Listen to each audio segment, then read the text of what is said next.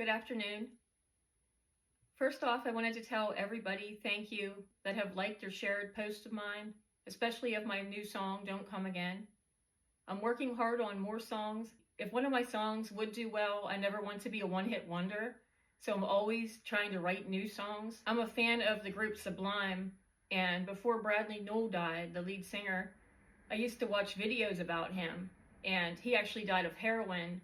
Before their biggest album came out, around the time they found him dead, that he was stressing out and he was saying it's so hard to write hit songs, and was talking about the stress on him to write another good song. And I know that feeling. Sometimes I so easily can write a good song, and then other times I have writer's block and I can't think of anything. And I have Christmas songs I'm working on because the last 2 years people have wanted me to do Christmas songs and I haven't. So I'm pushing myself to get at least 2 Christmas songs done. I wanted to talk a little bit more about online trolling. Everybody gets it, and especially if you're a musician running ads of your songs, you can get the nicest comments. You can get a million nice comments, and you'll always get a few mean comments. People that don't even know you at all. They make a quick judgment of you in an instant online, know nothing about you. Some of my posts talk about narcissistic abuse. I made the mistake of dating a covert malignant narcissist in the music industry. I never knew what a narcissist was, and I never realized how abusive they could be. So some of my footage, I speak about narcissism, and a lot of my songs are because this guy hurt me so badly.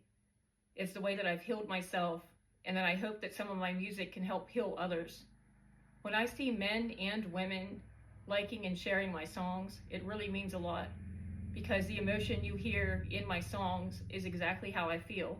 One guy this morning wrote to me and said he's going through a breakup that was listening to the song this morning. And I hope that you can drive down the road and play the song and sing along with it, and it's healing to you if you've gone through any type of abuse. So I dated this covert malignant narcissist, and I've made a few posts trying to help others. And people judge you on the spot. It doesn't matter how nice of a person you could be in real life. They make a judgment and will write something mean in an instant, especially if something goes viral. There are people online that'll make fun of your looks, make fun of your weight. There's this one guy that I watch, he's a US Marine. I like a lot of his footage. He shared a girl today that you can tell is proud of herself because she must have got into distance running. Many people don't realize that I lost 6 sizes from distance running right out of high school. And I know that feeling when you lose weight, if you were heavy at one time, that feeling, how good it feels when you could pull your pants up and when your body feels really healthy after a long run. This Marine said tonight that people were going and making fun of this girl, I guess pretty much calling her a liar because she videoed herself running 10 miles. I think it's really cruel, and I was really proud of her for running 10 miles. I'm going to look at the Marines page and see what her page is so I can follow her. But people online can be so mean. You could have a million nice comments, and there's always people that will put you down. So I went live one day about narcissistic abuse, trying to be there for other victims. I honestly feel like I love other victims because they've been through similar stuff, and I know how bad they were treated if you dated a narcissist. So men and women that both were abused by narcissists, I feel for them because I have been through it as well. So I made a few videos trying to help people. One guy I found under hidden comments in Facebook today wrote this. This guy has never met me in his lifetime. Then I went live on TikTok one day talking about narcissistic abuse, and afterwards in comments I read, "You are the worst kind. Never met this guy in my life either, and was online trying to help others." Then I had a guy today write this.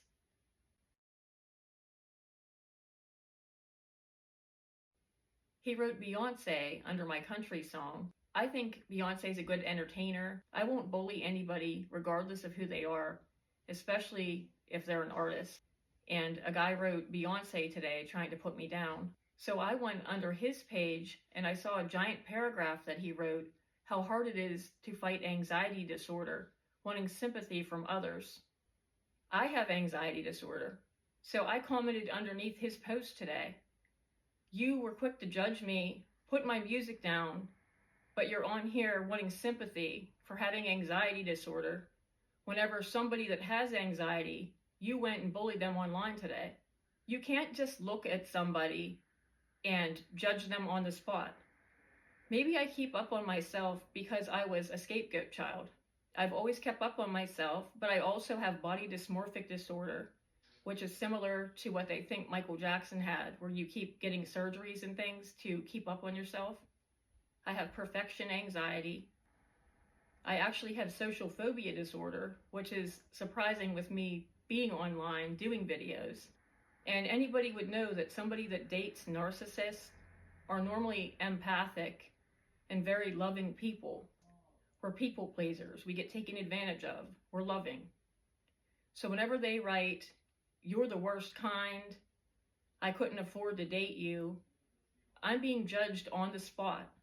I never even had name brand as a kid. And I still appreciate and love my parents, anything they gave me. We had $100 for school clothes. I never had name brand shoes until 10th grade. And I'm sorry, but my country song has 2 guitarists from Nashville, and it does not sound like any of Beyonce's music. He has no idea of my background, because I fixed myself up because I'm a singer, because I've been into fitness, because I was heavy at one time.